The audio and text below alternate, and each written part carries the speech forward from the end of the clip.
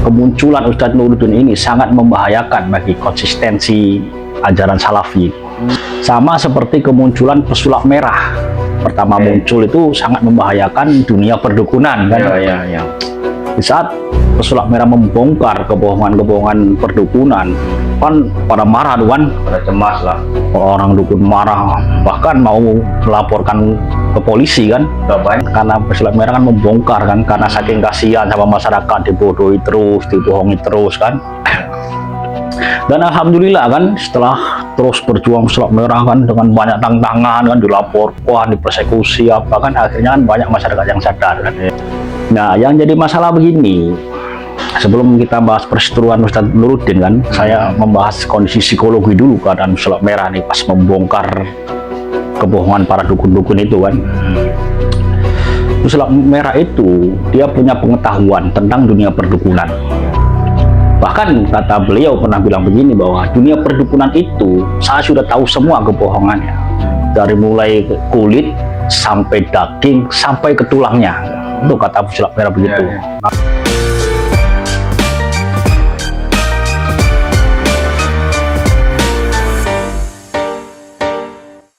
Assalamualaikum warahmatullahi wabarakatuh. Waalaikumsalam. Salam akal sehat. Oke guys, kita jumpa lagi bersama saya Komarudin di channel Dulur Official, channel yang bertujuan untuk mencerdaskan anak bangsa.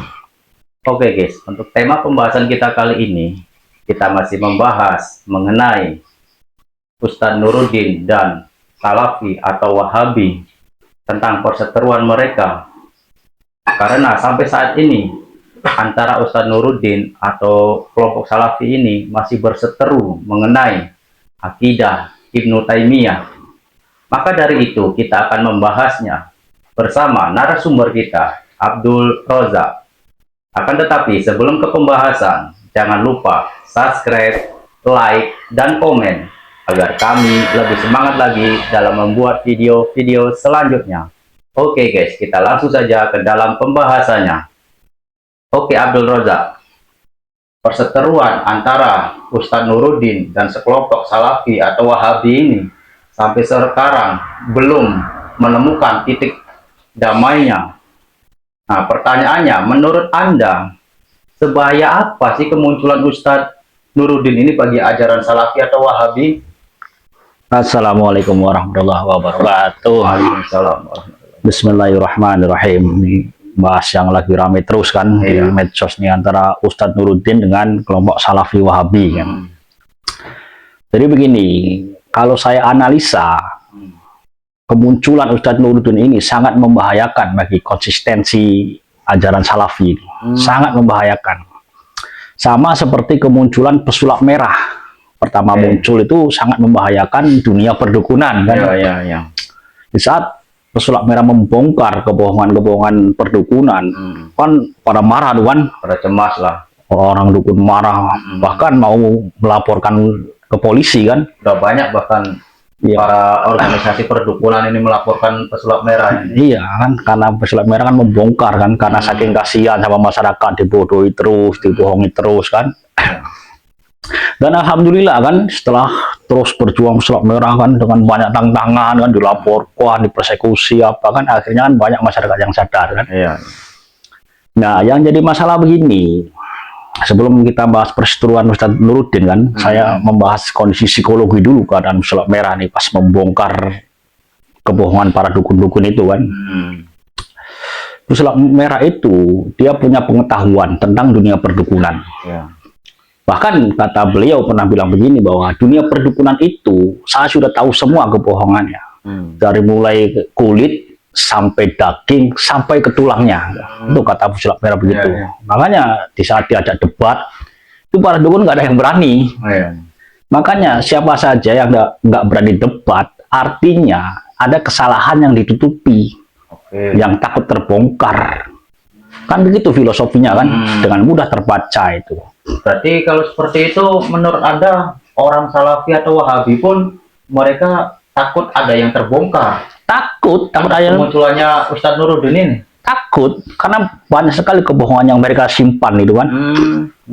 Makanya kalau saya analisa, tidak mungkin orang-orang Salafi ini berani ngajak debat dengan Ustadz Nuruddin. Tidak mungkin, walaupun sebanyak itu kan Ustadznya. Tidak mungkin berani lah. Karena apa? Karena sudah menghitung kalau berdebat akan kalah.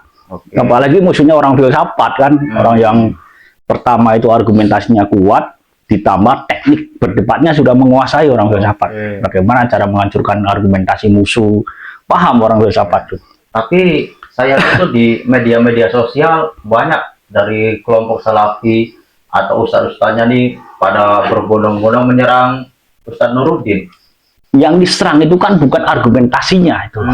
Yang diserang orangnya. Personal yang diserang kan, orang-orang bahwa Ustadz Nuruddin melakukan penghinaan, merendahkan, itu kan personal semua kan. Kalau memang benar dipandang dengan argumen loh. Lihat seperti kasus seperti para habaib kan, yang difitnah bukan keturunan Nabi. Kalau memang mereka benar, langsung ajak debat kan. Para habaib langsung datang itu, Yai Madudin, langsung di rumahnya, ngajak debat. Itu kalau memang benar-benar di atas kebenaran. Beda dengan orang yang di atas kesalahan, dia takut. Nantang debat itu takut. Jadi mereka hanya berani berkuar-kuar di media sosial, akan tetapi ketika mau diajak bertemu untuk berdiskusi, mereka itu selalu mengelak. Nggak mungkin berani, satu pun nggak mungkin berani. Andai kata berani, saya analisa. Pasti nasibnya seperti guru gembul akhirnya. Bapak belur, dipreteli argumentasinya itu. Dan akhirnya banyak orang yang sadar akhirnya kan. Nah itu yang dihindari oleh Ustadz Salafi itu. Daripada berdebat, nanti pengikutnya pada menghindar, pada sadar, mendingan kita serang, ibaratnya serang personalnya kan. Kita bunuh karakternya kan, mendingan begitu. Kalau seperti itu, kemunculan Ustadz Nuruddin ini bagi kelompok Salafi begitu berbahaya. Sangat berbahaya, sangat menakutkan, sama seperti kemunculan pesulap merah itu bagi para dukun dengan sangat ketakutan. Oke.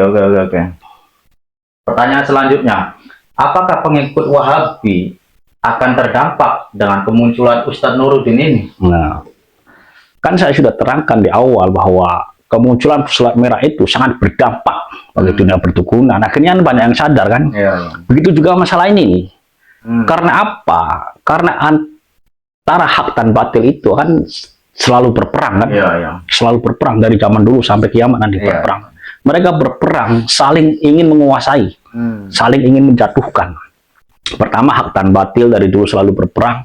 Yang kedua, antara kebodohan dengan kecerdasan itu selalu berperang lagi.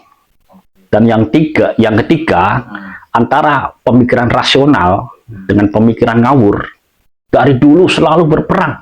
Nah, Ustadz Nuruddin ini membawa pikirannya rasional. Nah, ajaran Salafi Wahabi membawa pemikiran yang ngawur, yang banyak yang nggak masuk akal. Pasti berperang, iya, membingungkan. Semua ajarannya membingungkan. Saya udah cek itu. Jadi selalu terus berperang dua. Jadi kalau ingin bersatu susah, kayaknya nih susah sekali. Jadi susah sekali antara yang rasional dengan yang ngawur itu ibaratnya bersatu. Jadi menurut Anda, mungkinkah Ustadz Nuruddin dengan kelompok-kelompok atau Ustadz Salafi ini mereka bertemu, berdiskusi, membahas akidah Ibnu Taimiyah ini yang ramai sekali diperbincangkan? Mungkinkah menurut Anda? Kalau kemungkinannya kecil, karena sudah dihitung oleh Ustadz Salafi. Kalau saya berdebat akan kalah telak. Bahkan ustadznya itu pernah ditanya kan di YouTube itu kan, berani tidak Ustadz kalau kita berdebat? Enggak usah, nggak ada manfaatnya. Selalu mengelak. Padahal kebenaran itu baru disebut kebenaran ketika berani dihadapkan dengan yang kontra dan punya argumentasi kuat yang nggak bisa diruntuhkan. Itu ciri kebenaran tuh. Kalau menghindar terus artinya ada kesalahan yang disembunyikan. Nah, kalau Anda kemungkinannya begitu kecil antara Ustadz Nuruddin dan kelompok Salafi ini bertemu untuk membahas atau berdiskusi mengenai akidah Ibnu Taimiyah ini, menurut Anda kan kemungkinannya sangat kecil. Sangat kecil. Pertanyaannya, lalu bagaimana caranya menyatukan mereka antara Ustadz Nuruddin dan kelompok Salafi ini? Kalau ingin menyatukan kedua belah pihak ya intinya dimulai dari orang Salafinya dulu. Maksudnya dari orang Salafinya itu ya udah berhenti, nggak usah menuduh ini sesat, ini bid'ah, udah berhenti. Kalau dari pihak Salafi berhenti menuduh-nuduh yang aneh-aneh itu, yang mengada-ngada itu, tuduhan yang diada-adakan, mungkin insya Allah Ustadz Nuruddin juga berhenti mengkritik itu kan, lebih ngerti lagi tentang ibaratnya toleransi kan lakum dinukum waliyadin, soal kepercayaan kan. Saya yakin Ustaz Nuruddin pun akan berhenti kalau berhenti dulu dari orang Salafinya. Tapi kalau dianalisa tidak mungkin berhenti orang Salafi ini menuduh-nuduh yang aneh-aneh itu, bid'ah syirik, tidak mungkin berhenti itu. Jadi kemungkinan bersatunya susah, tipis sekali kemungkinan bersatunya itu. Oke, jadi kemungkinannya sangat tipis. Sangat untuk mereka tipis. bisa bersatu untuk berdiskusi, membahas akidah Ibnu Taimiyah ini sangat tipis. Sangat tipis sekali. Terus berarti kalau begitu dua kubu ini saling serang, saling mencemooh. Saling serang, cuman Ustadz Nuruddin nyerangnya dalam bentuk argumen, bagusnya itu. Nah, orang Salafi nyerang personal. Sebenarnya secara logika nggak nyambung itu sebenarnya, nggak nyambung. Harusnya kan serang argumentasinya loh, jangan serang orangnya kan. Katanya ini bukunya sesat lah, ustadznya sesat, orangnya terus. Harusnya argumentasinya bantah loh. Iya kan, karena tidak punya kemampuan membantah argumentasi, akhirnya begitu. Kalau selalu berseberangan seperti ini, lalu menurut Anda sampai kapan? Kalau seperti ini terus. Kalau perseteruan kan sudah dibahas di awal bahwa perseteruan antara pemikiran rasional dengan pemikiran kafir itu sampai kiamat. Nggak mungkin selesai. Coba kalau nggak percaya, nggak ada ujungnya. Terus seperti itu.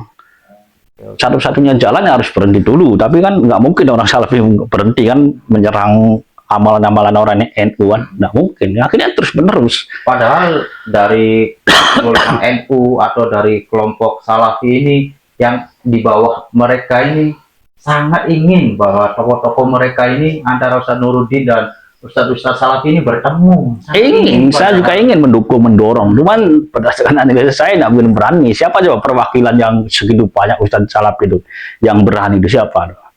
Nggak mungkin, saya analisis nggak mungkin, walaupun Ustadz Firanda, Ustadz Khalid Basalamah, nggak mungkin berani mereka tuh, nggak mungkin berani, saya jamin nggak mungkin berani, karena mereka udah menyadari sudah bisa menghitung lah.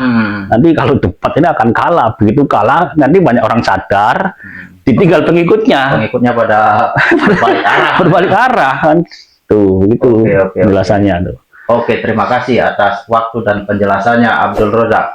Mudah-mudahan orang yang menonton video podcast kita kali ini, baik dari kelompok NU ataupun dari kelompok-kelompok Salafi, mudah-mudahan dua tokoh yang sering bersiteru ini kami harapkan bisa bertemu untuk membahas agar tidak ribut di kalangan bawahnya.